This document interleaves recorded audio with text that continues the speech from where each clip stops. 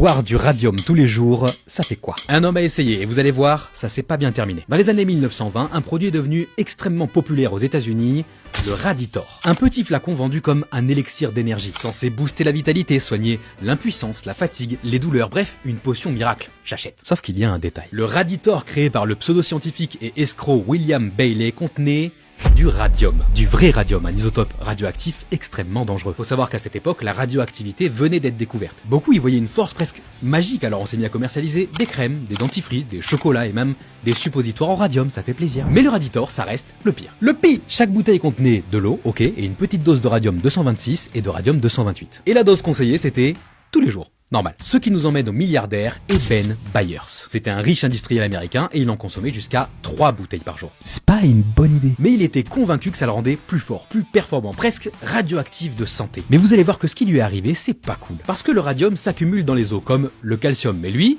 il détruit tout sur son passage. Alors, Eben Byers a vu ses dents tomber, sa mâchoire se désintégrer, et des trous apparaissaient littéralement dans son crâne. Il y a des photos sur internet pour les curieux. Bref, Byers meurt en 1932, et sa dépouille était tellement radioactive qu'ils ont dû l'enfermer dans un cercueil de plomb, le gars. Après ça, le Raditor a été interdit, et ça a marqué la fin de l'ère du radium miracle. Vive la science.